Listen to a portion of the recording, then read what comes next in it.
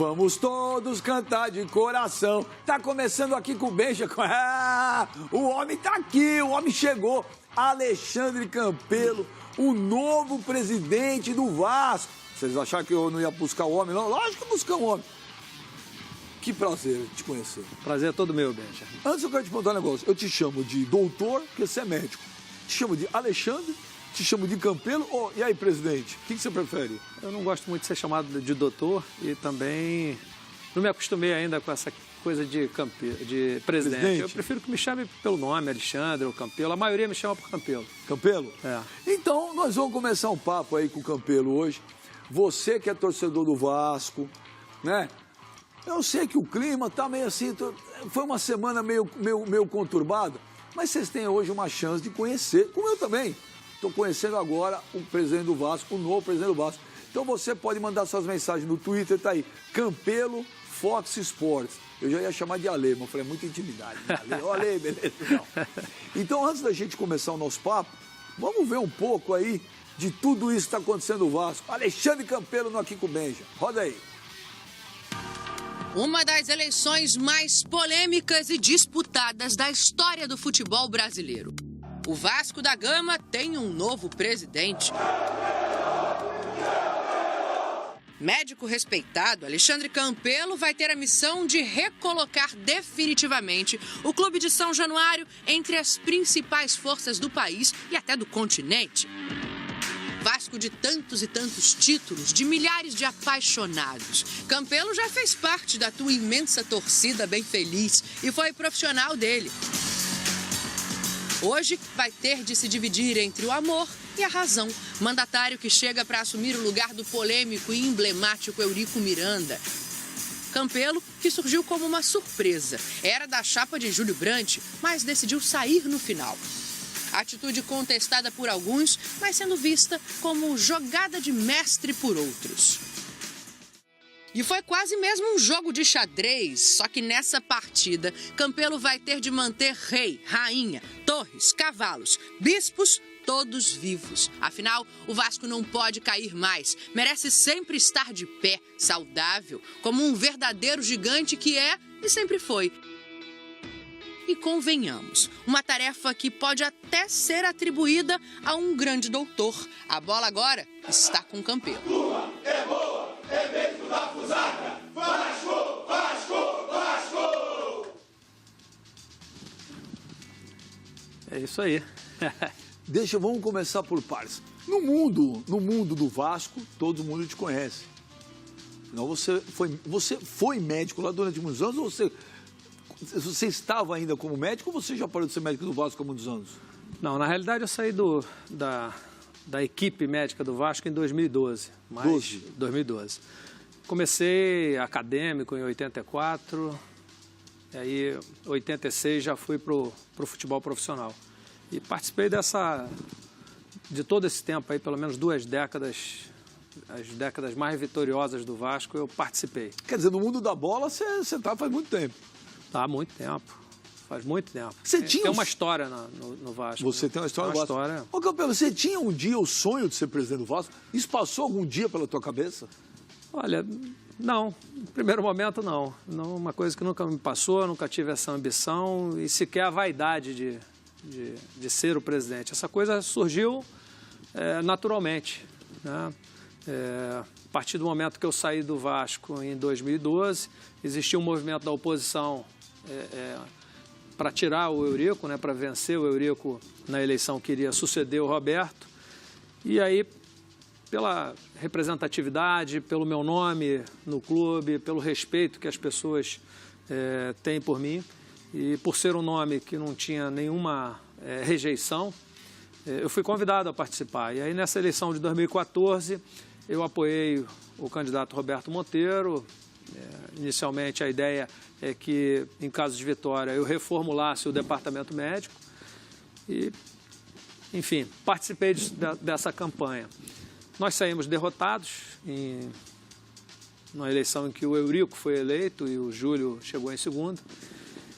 E houve um entendimento do grupo, né, das pessoas que faziam parte da oposição, daquelas que de fato militam, né, que estão ali no clube no dia a dia, fazendo oposição, no caso ao Eurico, de que precisava haver uma mudança nesse nome, de alguém que tivesse uma aceitação maior com os vascaínos de maior idade, com mais idade, o pessoal oriundo da colônia portuguesa, mas que falasse bem também com os jovens.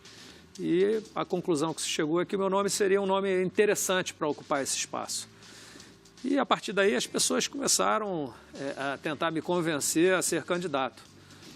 E meus filhos são vascaínos, apaixonados, né? Eu tenho uma filha de 6 anos, que é louca pelo Vasco, um filho de 27, que acompanhou toda essa trajetória vitoriosa do Vasco.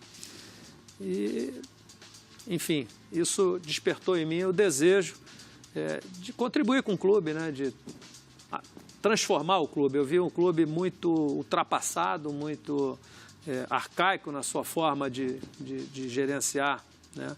E com um potencial enorme, que todos nós sabemos, porque o Vasco é um clube nacional, né? De abrangência nacional. Esse desafio foi que me motivou a aceitar essa proposta e me candidatar a presidente do clube.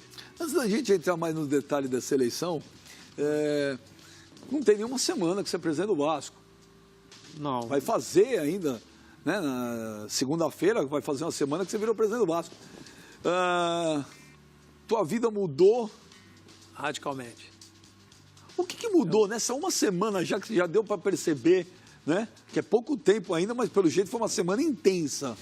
O que mudou na tua vida já em uma semana, de bom e de ruim? Olha, Benja, o que mudou é que, assim, eu hoje tenho 57 anos, sou um profissional bem-sucedido, tenho 3 clínicas. Hoje eu trabalhava muito pouco, né? Então tinha uma vida bastante tranquila, onde eu curtia a minha família, onde eu podia pedalar pela manhã, chegar cedo em casa, uma vida realmente muito tranquila. E a partir dessa eleição, quer dizer, já antes, durante a campanha, eu já tive um envolvimento muito grande, porque a partir do momento que eu aceitei esse desafio, né, eu coloquei na minha cabeça que 2 coisas eram fundamentais para que eu assumisse esse compromisso. Uma era criar um projeto de gestão para o Vasco moderno. E a outra era trabalhar pela unificação, por apaziguar o clube, porque a gente sabe que o Vasco vive aí nas últimas 2 ou 3 décadas sempre em conflito, sempre com divergência, e há um entendimento que o Vasco unido ele é muito mais forte, né? Então, essa era a minha intenção, unificar a oposição, unificar o Vasco, pacificar o clube e criar um projeto de gestão. Então, mergulhei de cabeça, comecei a trabalhar nisso e aí, a partir daí, reuniões 3, 4 vezes por semana para discutir questões políticas, para se criar esse projeto de gestão. Mas esse envolvimento aumentou muito após a eleição, né? Hoje eu tenho trabalhado muito no Vasco, saio de casa cedo. Tua mulher queria que você fosse presidente do Vasco? Ela Não. gostou da ideia ou ela tá... Ninguém. Não. Ela Mais ou menos isso. Ale, em casa é Ale. Ale, o que você foi fazer, Ale? É verdade. Cara, a gente ia pra Angra esse fim de semana, já não vamos mais, Ale. E o barco, e a bike? É mais ou menos isso. Você acha que tem bola de cristal, né? Ô, Campelo, agora vamos... o que chamou a atenção? Tem uns dias aí a gente ouviu coisa daqui, ouviu coisa de lá, e eu tinha uma notícia que falava o seguinte, olha, tinha uma informação, uma informação, o Campelo tá chateado lá na chapa do Júlio Brandt, porque, a coisa começou a andar, quando já estava praticamente ganho, né? E, deixaram o Campelo meio que de lado lá no futebol. Isso é verdade ou não? É isso que te deixou chateado? Não é só isso, né? Mas teve isso? Teve. É verdade que teve uma reunião em Paris para trazer o Júlio Brandt com o Deco, para trazer o Eto'o, e que você não foi nem avisado. Isso é verdade? Verdade. Mais absoluta verdade. Eu posso te dizer o seguinte, e eu tive muita humildade durante esse processo, muita humildade. Porque, assim, a gente precisa, para entender isso, a gente tem que voltar um pouquinho no tempo, né? Quando nós começamos a campanha para vencer essa eleição, derrotar o Eurico nas urnas, a gente percebeu que existia um anseio, um pedido muito forte por parte da torcida para que nós nos uníssemos, para que toda a oposição se unisse e que fosse, com isso, capaz de vencer essa eleição. E o que a gente percebia é que esses grupos tinham uma dificuldade muito grande de se aproximar, de ceder, né? Cada um querendo permanecer como candidato, né? Para a torcida, não importava quem seria o candidato. O que importava é que houvesse uma união capaz de vencer o Eurico nas urnas. Num dado momento, próximo da data da eleição,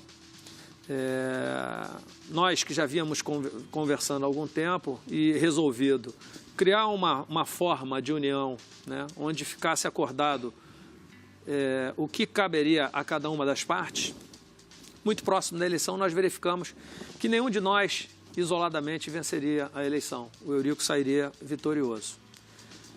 E aí, entendendo esse anseio, esse desejo da torcida, eu fiz um movimento de unificação, né? Convenci o meu grupo de que era vital que nós nos uníssemos para que a vitória fosse possível. E aí, nessa uma semana antes da eleição, nós acordamos que teríamos uma gestão compartilhada, com decisões divididas, discutidas entre os grupos, que nós formaríamos um comitê com 3 pessoas de cada lado para que as grandes questões fossem tratadas ali e decididas em comum acordo. Enfim, ganhamos a eleição e, a partir daí, nos 2 meses que se seguiram até a data do dia 15, ou melhor, do dia 19 na Lagoa, nós não conseguimos mais manter nenhum tipo de diálogo com o pessoal da Sempre Vasco. Sempre Vasco é o Júlio Sempre Branco. Vasco é o grupo do Júlio Branco. Propus várias vezes reuniões, quer seja diretamente para o Júlio, quer seja para o Cristiano, que era o grande articulador político do grupo deles, e eles sempre empurrando para frente e tal. Por outro lado, a gente tomava conhecimento no mercado, né? Eu tenho muito tempo de futebol, você conhece muita gente, que eles estavam se articulando já para trazer esse ou aquele, ou para gerir dessa ou daquela forma, enfim, sem que nós participássemos absolutamente de nada. E aí, obviamente, criou-se no nosso grupo um sentimento de traição, porque nós fizemos todo o esforço para ganhar essa eleição. E aí, na hora de trabalhar, de entrar para a gestão e de participar dessa gestão, nós fomos colocados de lado.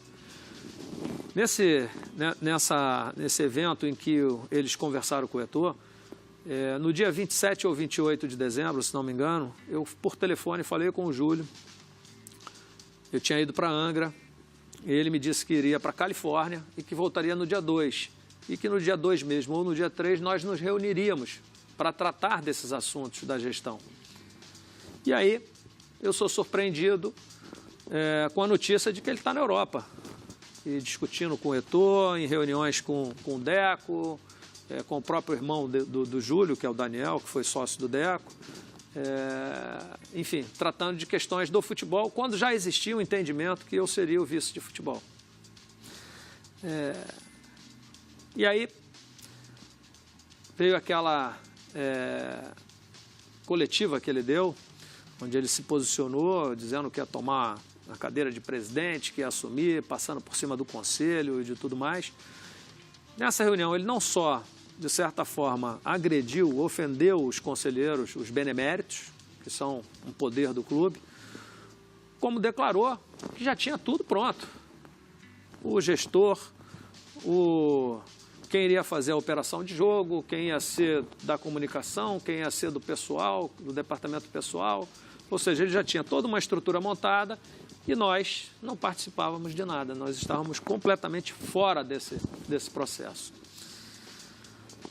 A partir daí, os 60 conselheiros do meu grupo foram eleitos, tanto quanto os outros 60 do lado dele, da Sempre Vasco, se insurgiram contra esse tipo de conduta e resolveram não mais apoiá-lo, né? Inicialmente, nós nos colocamos fora dessa gestão, né? Declaramos que não participaríamos mais da gestão. A relação piorou ainda mais a partir daí e esses conselheiros achavam que devia ser lançada uma outra chapa para concorrer na Lagoa. E não fosse eu o candidato, seria outro, com certeza. Então, é preciso entender que esse processo de eleição no Vasco ele é feito em 2 turnos. No primeiro momento, o que se elege não é o presidente, isso é um equívoco da torcida, é um equívoco de alguns sócios, achar que aquela primeira eleição é do presidente, e não é. Ela elege 120 conselheiros que vão compor o Conselho Deliberativo. Ou seja, quando a gente vê algumas críticas, alguns termos usados, é falta de informação. Total. A galera falando, o que teve na eleição do Vasco foi um golpe. Não é golpe. Não é golpe. Está de acordo com o Estatuto. Exatamente. O Estatuto... E se você for pegar entrevistas do próprio Júlio, se não me engano, para a própria Fox, na porta do Vasco... Foi para mim, no meu programa. Ele mesmo diz que é legítimo que qualquer um dos 300 se lance candidato. Se vocês forem retroceder, vocês vão verificar que não só ele, mas outros já haviam declarado isso. Qualquer um dos 300 conselheiros pode se lançar candidato. Isso não teria acontecido se não fosse a conduta deles. Né? O que a gente percebeu é que a gente ia estar colocando no poder do clube novamente o autoritarismo, a direção centralizada, sem discussão dos processos, sem democracia. E foi por isso que esse grupo de 54 conselheiros, na realidade, se colocaram de forma insatisfeitas, contrário à escolha do nome do Júlio na reunião do Conselho Deliberativo no dia 19. Ô, Campelo, agora é o seguinte, e como é que chegaram, porque tinha aqueles 300 podiam sair candidato no dia, né? Sim, claro. Teoricamente todos podiam, todos né? De eles. acordo com o Estatuto. Mas quem chegou e falou assim, Alexandre Campelo, ele vai ser o nosso cara? Foi um grupo? Foi um grupo, exatamente um grupo. Esse grupo que era originalmente da minha chapa. E de bate-pronto você aceitou ou você relutou? Não, houve discussão, até o dia eu ainda relutei, mas a colocação das pessoas era o seguinte, Campelo, se você não for, a gente vai botar outro. E eu te confesso que assim, aquilo criou em mim um sentimento realmente de revolta, de se sentir traído, de ter participado daquilo, de ter apoiado. O termo é esse, porque um lado fala, o Alexandre Campelo foi traíra. O Alexandre Campelo fala, eu fui traído. É muito fácil. Eu vou te dizer o seguinte, se eles tivessem cumprido todos os compromissos que assumiram, né, se eles tivessem mantido tudo aquilo que foi tratado, de uma gestão compartilhada, de discutir os processos, de nós estarmos juntos, ele hoje seria o presidente do Vasco. Mas a gota d'água foi essa reunião em Paris com o Eto'o? Foi importante também, porque isso demonstrou claramente um desrespeito ao que foi tratado. Ora, se sabidamente eu seria o vice-presidente de futebol, como é que ele vai para uma discussão, né, e sequer nos comunica? Mas não foi só isso, esse foi só um ponto. A gente não pode achar que nós chegamos a essa situação, a essa decisão, por um único fator. Óbvio que não. Se você erra uma vez, a gente vai lá e conversa. Olha, não é assim. Olha, isso não está certo. Mas não, foi o conjunto da obra que fez com que a gente perdesse a confiança e não acreditasse mais que fosse possível uma gestão séria, uma gestão que realmente nos representasse. E qual o papel do Eurico nisso tudo? O Eurico tem algum papel? Porque é isso que eu falo. Por isso que é bom ter o presidente do Vasco aqui. Você está no futebol há muito mais tempo que eu. É disso que me disse, a gente ouve daqui, ouve de cá, o que é verdade, o que é mentira.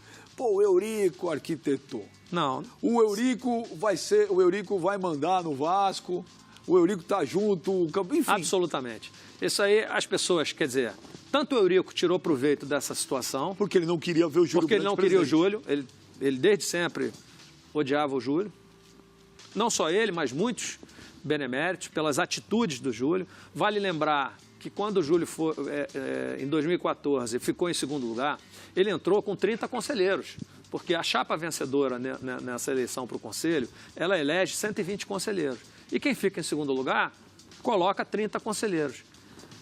Ele perdeu todos os conselheiros, ele perdeu o apoio de todos os conselheiros durante a gestão do Eurico. Porque falta habilidade política? Porque falta habilidade política, exatamente. E o que sobra do Eurico. Exatamente. E agora demonstrou isso novamente, porque nós nos unimos a ele e o que ele fez? Simplesmente abandonou aqueles que o apoiaram, desrespeitou esse apoio, desmereceu esse apoio, né? E não só fez isso, como, de certa forma, ofendeu o Conselho de Beneméritos, né? Que é o Conselho Deliberativo é formado por 150 conselheiros. Como eu disse, 150 são eleitos, 120 por quem vence a eleição, 30 por quem chega em segundo lugar. Os outros 150 são conselheiros natos, são os beneméritos e grandes beneméritos. Eles vão estar lá até morrer, tá certo? Uma boa parte desses conselheiros, eles viraram beneméritos pelas mãos do Eurico. E, de alguma forma, são fiéis ao Eurico. Por isso, o grito de Eurico, dentro da sede da Lagoa, quando o Júlio foi derrotado. Entendeu? Agora, nós não precisávamos desse número de conselheiros ligados ao Eurico, porque dos 120, nós tínhamos 54, o Júlio 66, tá certo? O Júlio tinha lá uns 15 beneméritos, chegava a 80 e pouco. Só que eu, por ter 30 anos de clube, a maioria dos beneméritos votaria em mim, porque me conhecem, porque são respeitados, porque conhecem a minha conduta, conhecem a minha maneira de agir, que é sempre coerente, serena, respeitosa. E como que sempre foi a tua relação com o Eurico? Olha, eu posso dizer que eu saí em 2004 por ter brigado com o Eurico, né? Por ter divergido das suas atitudes, né? Mas sempre foi uma relação respeitosa, mas sempre de oposição. Agora, Nunca votei no Eurico, posso te garantir. Então esse negócio, os caras falam assim, pô, o Eurico vai ter participação na tua gestão, é zero. Zero. E isso é uma maldade, né? Porque a gente sabe que o pessoal da Sempre Vasco tem um certo aparelhamento, né? Então começam a plantar um monte de notícias e de informações que não são reais, não são verdadeiras. E essas notícias são impulsionadas, digamos assim, são compartilhadas. Na realidade, se você, ao invés de só repetir o que está sendo dito e olhar para dentro do clube, você vai ver que absolutamente não é verdade. Eu tenho uma diretoria administrativa eleita que jamais participou de qualquer gestão do Eurico. Nós temos 2 negros que compõem a nossa diretoria, tá? Que é o Edmilson Valentim na presidência do Conselho Fiscal, é o Eloy Ferreira como primeiro vice-presidente. Nós temos uma mulher como segunda vice-presidente, que é a Sônia. Todos os nossos vice-presidentes sempre foram oposição ao Eurico, sempre estiveram contra o Eurico. E a gente está já fazendo uma reformulação em todos os processos no Vasco. Um dos meus primeiros atos como presidente foi liberar para toda a imprensa, para todos os veículos de comunicação, o livre trânsito dentro de São Januário. Antes, a imprensa ficava lá na arquibancada no sol. Hoje, a imprensa pode circular pelas sociais do clube. Eu mandei desbloquear mais de 10 mil internautas que estavam bloqueados nas redes sociais do Vasco. Então, e estou começando a fazer uma reorganização, uma reestruturação em todos os departamentos. Agora, ô Campelo, nós estamos vendo aquela imagem. Você vai assistir jogo lá onde era a sala do Eurico também ou não? Talvez eu prefiro assistir na social. Eu prefiro assistir na social. Não me agrada muito. Mas eu acho, assim, eu tenho um grande plano para aquela sala. Vai ser o quê? A minha ideia é levar os vascaínos para lá, os ídolos, os formadores de opinião, formar um camarote VIP? Não do presidente, mas um camarote VIP, em que as grandes celebridades vascaínas poderão assistir o jogo ali com total privacidade. A gente precisa mudar essa imagem do Vasco, trazer os grandes ídolos de volta, que foram afastados nos últimos anos, trazer essas figuras ilustres para dentro do Vasco, porque isso ajuda a alavancar o clube. Quando você melhora a imagem do clube, quando você melhora a marca do clube, você aumenta também os investimentos, você traz o sócio para dentro.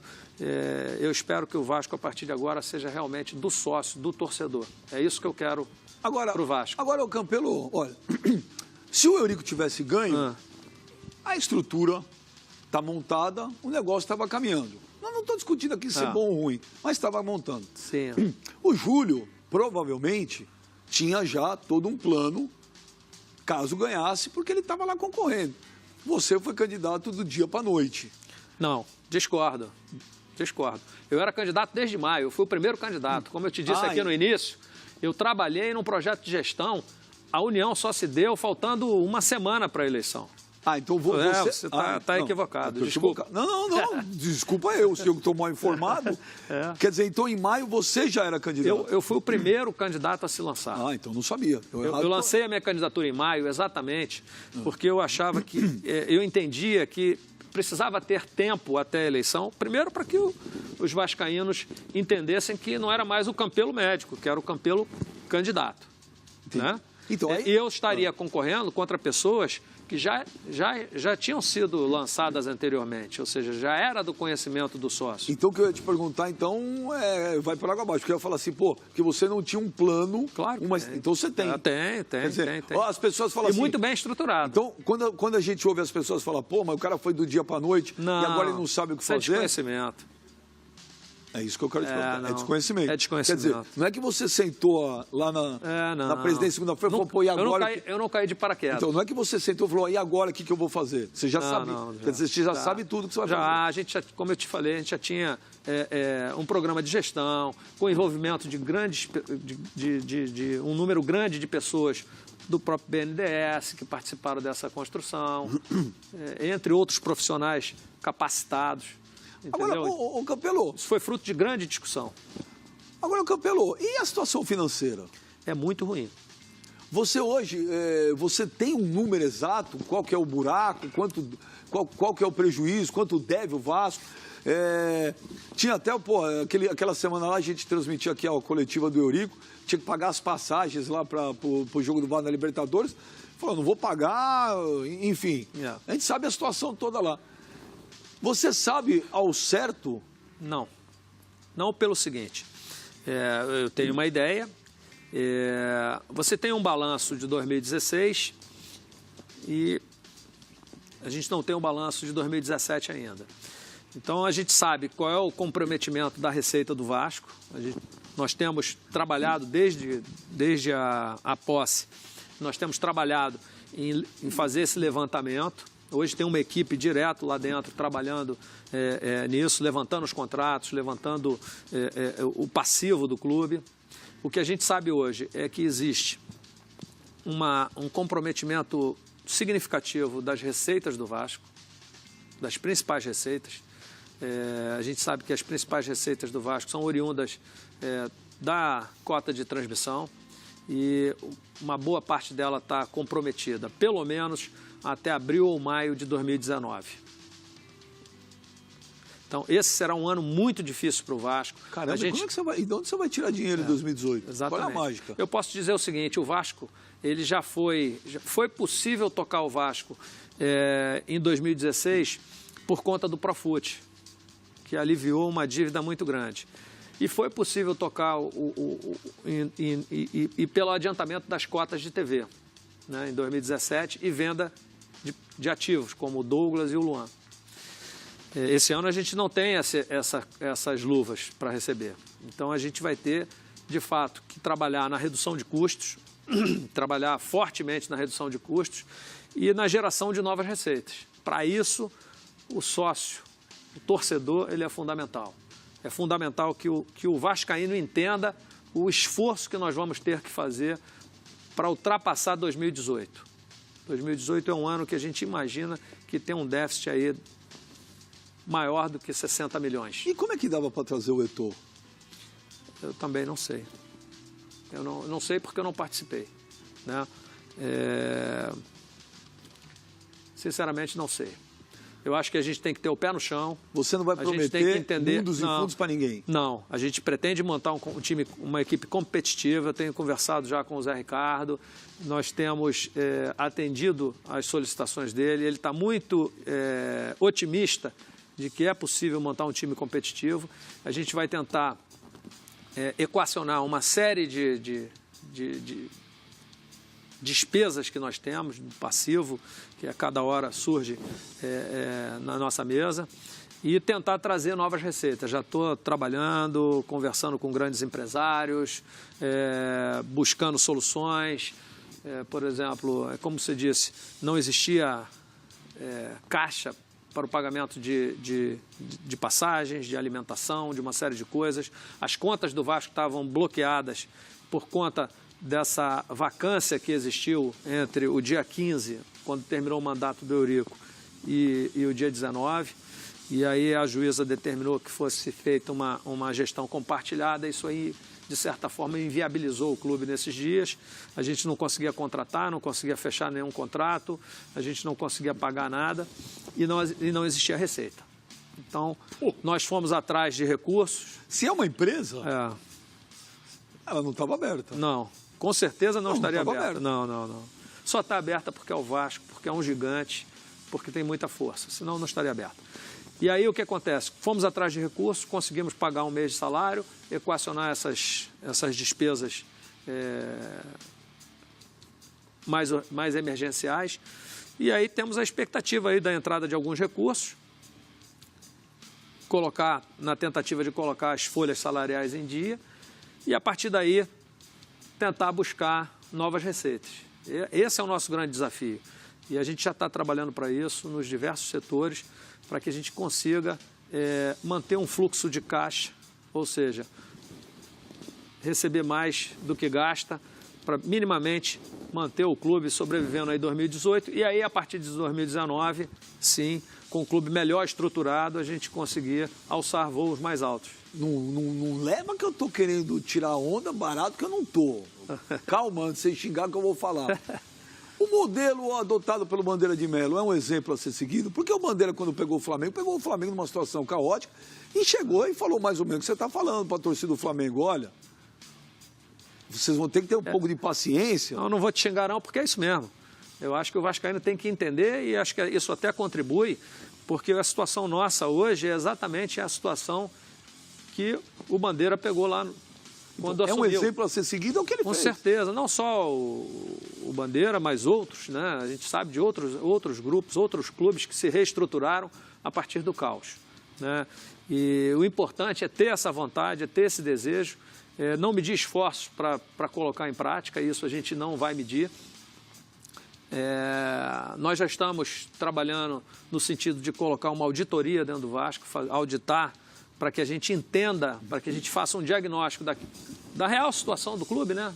O que eu tenho aí para pagar? Eu não posso estar sentado na mesa e cada hora é uma conta diferente que aparece, que é o que tem acontecido nesses últimos dias. Então não há previsibilidade. Isso te surpreendeu? Ou você esperava? Eu já esperava que existisse, só não esperava que fosse tão grande quanto... A quantidade? É isso que eu estou falando? Não esperava que fosse tão grande. Mas, volto a dizer, as atitudes estão sendo tomadas, o trabalho está sendo feito, nós estamos trabalhando muito forte. A minha equipe, os meus vice-presidentes arregaçaram a manga, você vê um número enorme de... Eu nunca vi tanto vice-presidente dentro de São Januário trabalhando, como na nossa gestão. Né? Com todo respeito, os vice-presidentes normalmente são abnegados, ninguém tem remuneração, nem o presidente, nem os vice-presidentes. O Vasco tem todas as gestões passadas, esses vice-presidentes sempre foram muito participativos, mas hoje o envolvimento dessa equipe é grande demais, é enorme. Agora, Campelo, você tem uma receita para entrar também, que foi a venda do Matheus Vital e entre o dinheiro da venda do Felipe Coutinho, porque o Vasco era o formador, né? Com certeza. Mas até isso é complicado, porque muitas dessas receitas elas já vêm carimbadas. Quer dizer, você vendeu o jogador aqui, mas esse dinheiro já está... Você não pega ele, já... Nem passa. Ele passa nem dá para frente. Não, já vai direto. Assim como as receitas de cota de TV, você tem lá um número grande de empréstimos para que o público entenda, funciona como um empréstimo consignado. Você vai no banco, pega o dinheiro e dá como garantia o recebível, né? Então, esse dinheiro é descontado já direto na fonte para o banco. O risco é zero. O banco só empresta com essa garantia. E é isso que compromete o nosso recebível, digamos assim. Então, você tem lá, tenho 90 milhões para receber. Tá, contrata de 90 milhões, mas quanto eu tenho para receber? 6. Todo o resto está comprometido. Quando eu entrevistei ano passado, começo do ano, Maurício Gagliotti, presidente do Palmeiras, ele falou que quando o Paulo Nobre entrou, o Palmeiras não tinha nem para pagar a conta de luz. Só que, e tinha os mesmos problemas, as receitas de televisão estavam todas adiantadas, não tinha dinheiro para entrar, só que a máquina precisa girar. Sim. E a máquina custa. Não é só o time do Vasco, tem o clube do Vasco. Né? Com certeza. Aquilo deve custar, sei lá. Hoje o clube custa tanto quanto o time. Então, só que aí veio um Paulo Nobre, na época, e tirou do bolso para colocar, porque senão a máquina não andava. Pelo que eu estou entendendo você falar, ô Campelo, não tem receita para entrar. E de onde vai tirar o dinheiro? As receitas são pequenas. E de onde vai tirar o dinheiro para a máquina girar o dia a dia? Não estou falando para comprar Eto'o, para comprar Henrique Dourado. Estou falando do dia a dia. Que o dia a dia do Vasco custa o quê? 4, 5 milhões por mês? Sei lá, mais ou menos. Não, eu não estou contando futebol. Se contar com futebol, dá mais. Estou falando o dia a dia do Vasco. Eu te diria que no ano passado o Vasco custou 200 milhões no ano. É só fazer a conta. Então, 200 milhões no ano. Tem município aqui que não tem orçamento, não trabalha com orçamento desse. Exato. Então, assim, existem outras receitas, né? Você tem a receita de Copa do Brasil, você tem a receita da transmissão do Carioca, mas não são receitas tão expressivas quanto. O importante é que a gente tem que entender é que, por exemplo, se a cota de TV, se aquilo se a minha receita, 80% é de cota de TV, ou seja, só 20% é oriundo de outras fontes, isso significa que eu estou trabalhando muito mal essas outras fontes. Então eu preciso alavancar. A cota de TV eu não vou aumentar, a não ser que a gente, né, aumente o número de assinantes, de pay-per-view e tudo mais. Isso é uma forma de aumentar a nossa cota. Só que não a curto... Porque será flutuante a partir de 2019. Mas não esse prazo, ano, né? Não a curto prazo. Então, a curto prazo, o que eu preciso fazer é aumentar essas outras receitas. E aí, o que são essas outras receitas? É propaganda, é marketing, é royalty sobre produtos que são vendidos, licenciado, sócio-torcedor. E aí que eu digo, o vascaíno precisa entender que esse é o momento de abraçar o clube. A eleição passou. Muita coisa ele não entende, ele não sabe exatamente como aconteceu, ou seja, ele está vendendo o peixe como foi entregue. Ele está comprando. Exatamente. Porque, por exemplo, a gente está comprando nas mídias sociais, os caras estão te xingando de uma forma... por total desconhecimento. Eu estou te conhecendo hoje. Palavra de honra, você que está em casa aqui, minha mãe fala, estou conhecendo o Alexandre Campelo hoje, a primeira vez. Por sinal, me passam, mais de ser um cara extremamente sério, de muita credibilidade. Então, não estou vendo motivo para tanto xingamento. Mas tudo bem, torcedor e tal. Não vou mais lá, eu quero que o Vasco se dane, não vou ver jogo, vou parar de pagar lá a mensalidade. Eu vou te corrigir, Benja. Na realidade, eu não errei, não. Ele está comprando o peixe, porque quem está vendendo são outros. Tem gente vendendo um peixe que não é verdade. E o torcedor, infelizmente, está comprando esse peixe, como ele está sendo vendido, entendeu? Ele não entende bem esse processo, ele não sabe a realidade do que aconteceu, algumas questões inconfessáveis que não dá para falar aqui. Mas o que o torcedor precisa entender, primeiro é o seguinte, que quem ganhou foi a oposição, como ele queria. Pode não ter sido o preferido, pode não ter sido, e mesmo assim, preferido de alguns, que não era o preferido de todos. Porque se o indivíduo só tem 18% de intenção de voto, é porque ele não era maioria. Você concorda? E esse era o cenário antes da eleição. O grupo do Júlio Branco tinha 18% da intenção de votos. Então, ele já não tinha, digamos assim, ele já não era a maioria no desejo do vascaíno. Tá certo? Mas era oposição, assim como eu. Então, eu acho que o que o vascaíno precisa entender é que a oposição foi quem ganhou a eleição, que foi a grande vitoriosa. E a gente está deixando de comemorar isso, essa grande vitória, que é a vitória da oposição, É porque que é a ficou- derrota do Eurico. Nós estamos deixando de comemorar isso, para entrar em questões menores, das quais o sócio, lamentavelmente, não tem total conhecimento. É que é meio um jogo. Esse bastidor político do Vasco é meio um jogo de xadrez, até como eu Sim. tô falando na crônica. Porque é o seguinte: a torcida, na sua grande maioria, não queria o Eurico. Exatamente. A torcida, né, que não é quem vota, quem escolhe, certo? Quem escolhe é o sócio e depois os conselheiros, né? Então a torcida não queria o Eurico, a grande maioria não queria o Eurico, ponto. A grande maioria da torcida queria o Júlio Brandt, ponto. A torcida, em grande parte, queria a vitória da oposição, ponto. Aí, final das contas, que conclusão que eu chego? O Eurico escolheu quem ia perder. Ele não queria o Júlio Brandt de jeito nenhum. De jeito nenhum. Mas não foi ele que ganhou. E eu Mas te não diria o foi- seguinte, então- mas eu discordo um pouco disso, porque ainda que ele não... óbvio, se ele escolhesse o Júlio seria eleito. Talvez fosse eleito.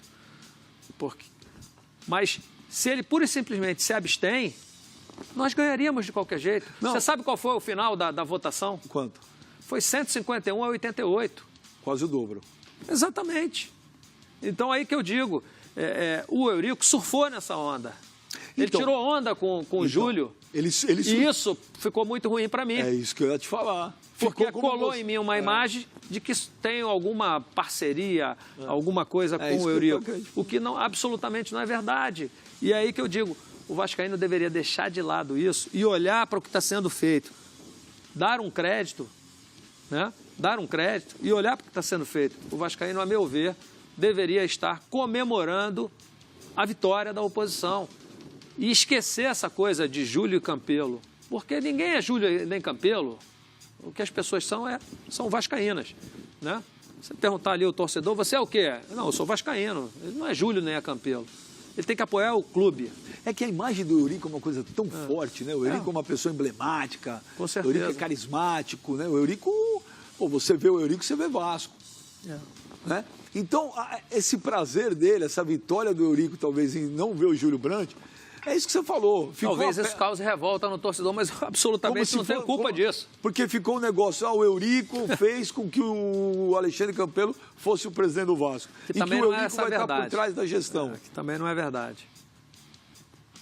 Tá? Também não é verdade. Cara, é uma história... Eu vou te falar, estou falando sério. Essa É de eleição cinema, do né? Vasco foi uma coisa, assim, incrível. Agora, você, torcedor do Vasco, está assistindo o programa, eu não estou aqui para defender A, B ou C, mas vocês estão ouvindo o presidente do Vasco falar o que está acontecendo no Vasco. Então, esse negócio de não pagar mensalidade, vou abandonar, não vou no jogo, Só piora a situação, né? só piora a situação. E o presidente acabou de falar que 2018 é um ano difícil. Não está iludindo ninguém. Nós vamos fazer um intervalo e a gente volta rapidinho com mais Alexandre Campelo, o novo presidente do Vasco. A mulher dele, ó, tá com ele. A gente já volta, é rapidinho. De volta aqui com o Benja, hoje recebendo o presidente do Vasco da Gama, Alexandre Campelo. Sincero, transparente, tá falando, gente. Temos que dar voz de confiança para o presidente do Vasco, tem que ouvir o que o homem está falando. Isso que eu ia te falar, que recado que você pode passar para o torcedor do Vasco, que está bravo, que está revoltado, que está chateado? O que você pode prometer, o que você pode falar para eles, para tranquilizar a torcida do Vasco? Eu acho que é um pouco de tudo que já foi dito aqui, né? Que a gente precisa que o torcedor do Vasco nos dê um crédito. Eu tenho dito que no futebol o jogador costuma dizer que vai provar dentro de campo o seu valor. Eu quero dizer que a gente vai provar na gestão que nós somos diferentes, que nós somos oposição, que nós vamos trabalhar incessantemente para mudar o Vasco, para dar ao Vasco a gestão que todo vascaíno deseja. Uma gestão democrática, com transparência, mas especialmente com espírito de grandeza, agressiva, tentando botar o Vasco sempre em primeiro lugar, né? E acho que não é o momento da gente entrar nessas brigas, fazer do Vasco palanque para brigas políticas. Eu acho que o sócio, o torcedor, ele tem que abraçar o Vasco. O Vasco é feito de luta, é feito pela torcida, é feito pelo esforço da torcida, tem uma história muito bonita. E eu acho que esse é o momento dos vascaínos, mais uma vez, abraçar o clube e botar a Cruz de Malta em primeiro lugar. E, enfim, de trabalhar nessa reconstrução do clube.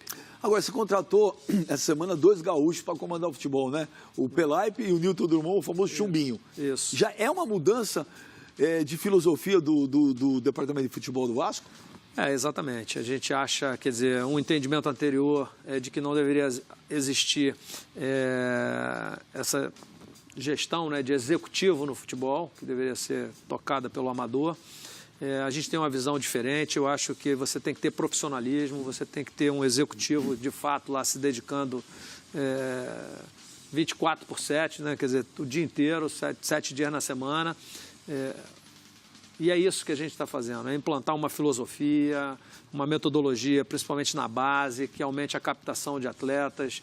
O Vasco sempre teve uma base muito forte, com captação de grandes talentos, e a gente quer trabalhar para isso. Isso não é um trabalho a curto prazo, não é um trabalho que você vai ter resultado daqui a 3, 4, 5 anos, mas que precisa começar, que precisa ser feito. O remédio é amargo. Exatamente. Você que é médico, o remédio é amargo, mas é necessário. E outra coisa, o Henrique Ceifador, dá para trazer hoje? O Vasco vai fazer algum esforço para também tentar trazer, para ter um time mais forte, um jogador ou outro? Tem como ou isso aí é papo furado? Não. Obviamente a gente vai tentar sempre fortalecer o time, né? A gente não pode dizer que as contratações estão encerradas, a gente vai trabalhar sempre no sentido de fortalecer. É óbvio que isso depende de uma série de questões. Por exemplo, se a torcida abraça o clube e aumenta significativamente o número de sócio-torcedor, isso nos possibilita trazer um jogador com um nível salarial um pouco mais alto. Nesse momento, a gente tem que trabalhar com o pé no chão, né? Óbvio que nós gostaríamos de trazer o Henrique, mas é um jogador caro, é um jogador em que o Fluminense teria que pagar uma quantia significativa, né, ao Fluminense e ao próprio jogador. Isso hoje eu entendo como sendo inviável, porque o Vasco não dispõe desses recursos. Às vezes tem uns negócios que parece papo de maluco, né? Pô, você está falando, não dá para trazer o Henrique Ceifador. E começamos o programa perguntando se era verdade que o Vasco estava contratando o Eto'o e foram contratar o Eto'o, né? Sem o menor conhecimento da situação, né? Como é que você contrata alguém sem sequer avaliar a real condição do clube, né? Isso é a mesma coisa que eu te convidar para jantar, dizer que eu vou pagar o teu jantar e eu não sei quanto eu tenho na conta corrente. Gente, é um papo... Você dá para pagar o jantar. É um papo uma coisa assim, meio de maluco. Ô, Alexandre, para a gente encerrar isso aqui, você tem uma missão árdua pela frente. O teu objetivo é reestruturar o Vasco, é preparar o Vasco para um próximo presidente, pegar um clube financeiramente mais saudável, um clube internamente com menos brigas políticas, um clube mais aberto. Esse é o teu objetivo? Esse é o meu principal objetivo. É realmente reestruturar o Vasco para que ele consiga, a partir daí, ter um crescimento contínuo, né? Obviamente, a gente sempre vai buscar o título, a gente vai sempre lutar para ser campeão. Isso é o que mais nos dá prazer, é ver o Vasco vencedor, é ver o Vasco campeão. Sem dúvida alguma. Mas se eu terminar o meu mandato com o Vasco... São 3 anos. Três. 3 anos. Se eu terminar meu mandato com o Vasco pacificado e bem estruturado, eu acho que eu já terei conseguido uma grande vitória, porque tenho certeza que a partir daí